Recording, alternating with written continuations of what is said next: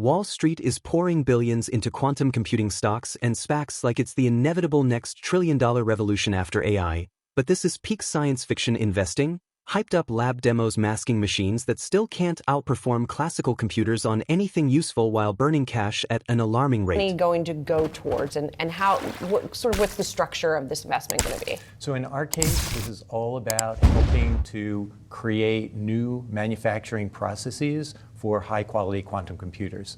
There are many challenges that still remain with respect to bringing scaled, error-corrected quantum computers to market, and this helps us to advance the technology that's required. One other thing, yeah, sure. This was an amazing endorsement by the US government in D-Wave and in our two approaches to quantum computing. We are unique in that we pursue both annealing and gate model quantum computing, and now for the first time the US government has endorsed both of those approaches. I want to talk more about that because when we've spoken in the past, you've emphasized your annealing approach and talked about that you have those types of computers commercially being sold. You made a purchase earlier this year that sort of doubled down on the gate model approach as well. Why did you feel like you needed that sort of dual approach with both of these types of quantum? So we are the only dual platform quantum computing company, the only company that is bringing both annealing and gate model systems to market. We're doing that because we now know that some problems require annealing systems and other problems require gate model systems. And in order to address the full market, the full set of use cases for quantum computing, you need both. We're now the only company that delivers both, so we're essentially a one-stop shop for quantum computing. Forgive me, because every time we talk, and we were talking during the break, the average person who is not steeped in this is still trying to wrap their head around quantum computing. And, I don't think everyone needs to understand the very specific processes that go into it. But on a high level, annealing versus gate model, my understanding is annealing can run a bunch of calculations simultaneously to solve a problem. Gate model is running a bunch of calculations to solve multiple problems at once. Is that? No, I'd say it a little bit differently. Okay, please. So first of all, annealing quantum computers are very good at solving business optimization problems. These are things like workforce scheduling or manufacturing plant floor optimization. You want to optimize some function subject to a lot of constraints. And annealing systems are native optimization engines. Got it. Frankly, that's a huge market. I mean, that's bigger than the global cybersecurity market, just that alone.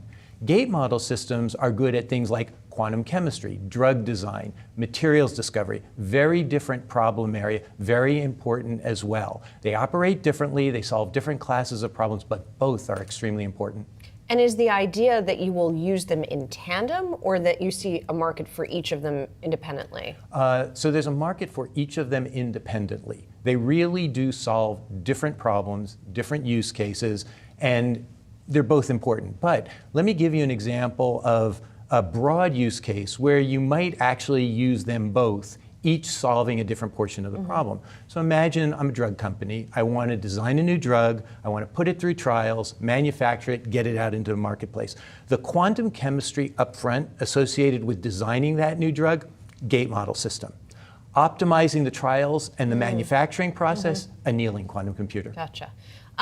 Let's talk about some of the numbers that you gave at your investor day as well. I'm just looking at the capacity you guys have in this new LEAP system that you've developed. You have 4 systems that are currently operating, right? And the total revenue capacity you put at $100 million to $120 million.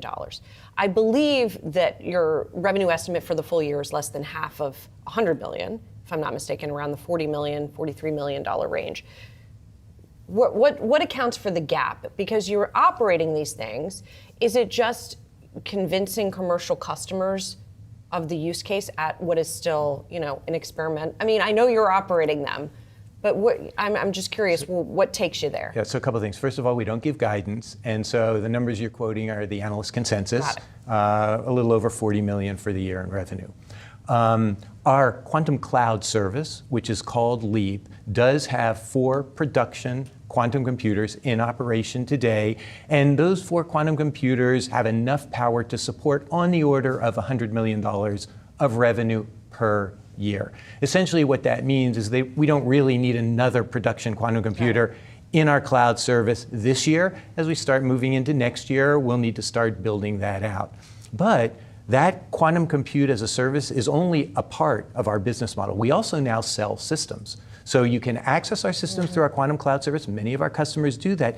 You can also purchase systems. We sold our first quantum computer a year ago. We announced in Q1 the sale of a second quantum computer to Florida Atlantic University. And during our Q1 earnings call, I said that for now you can expect us to be selling 2 to 3 quantum computers per year, and the pipeline is growing. And this is pretty significant because we sell each of these quantum computers for a minimum of $20 million.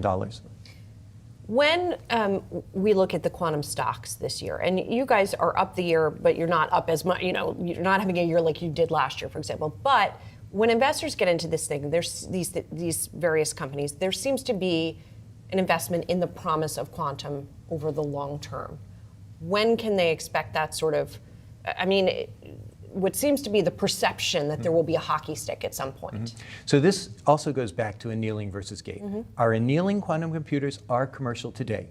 We have customers using those systems today as part of their business operations. Again, in Q1, we announced a 2-year, $10 million enterprise agreement with a Fortune 100 company. This was the first time that a company has sort of bought into our annealing systems for multiple applications. The first application is already in production, and we are working on several others to go into production over the course of the next 2 years. Those systems are absolutely commercial today, and we're building a business around them. Gate model systems are still very much in the R&D phase, not just for D-Wave, but for everybody in the industry. It's not so much the hockey stick with respect to the market, it's getting those systems to the point where they can support commercial applications at scale. We're in the order of maybe 5 years away from that across the industry, but I think once we get there, then we unlock all that application opportunity. There are an increasing number of choices for investors when it comes to your industry. Quantinuum is going public tomorrow. I'll be talking to the CEO. It's a spinoff of Honeywell. We had some others that went public over the past 6 months or so. So investors have more choices of where to put their dollars, especially since this is something where I know you're selling stuff today, but if it is a bet on the gate models eventually, do you think there's going to be more competition for those investor dollars going forward? So first of all, annealing is always going to be important. There are applications that require annealing for a speed up, full stop. So that portion of our business, we own that market. There are no competitors in that space. So, the competitive landscape is growing in the gate model space. We own the market when it comes to annealing, and will continue to do so. In the gate model space, you're right. There are many, many competitors pursuing different technological approaches to building those gate model systems. Quantinuum and IonQ with trapped ions, QEra or Pascal with neutral atoms. We're superconducting along with IBM or Google or Rigetti. We believe that superconducting wins at the end of the day, period. And the reason is the speed. The gate speeds, the compute speeds for superconducting is 1,000 times faster than for trapped ions or for neutral atoms, the other approaches. Why would you ever want a slow quantum computer? Once those superconducting systems reach scale, there's just no market for the other system. The other thing I would ask you, and I mentioned you made an acquisition earlier this year, do you think there's going to be more consolidation in the industry amongst these different players? I do. We acquired a company in the gate model space. Our history is annealing, 20-year investment in the annealing quantum computers. We started working on gate model a few years ago, but the acquisition of Quantum Circuits, a Yale spinout, really accelerated that program. Honestly, we went from probably the back of the pack to being a leader in the gate model space now through that acquisition. And yes, I do think we're going to see more consolidation going forward. Alan, good to see you. Thank you so much for coming in. Appreciate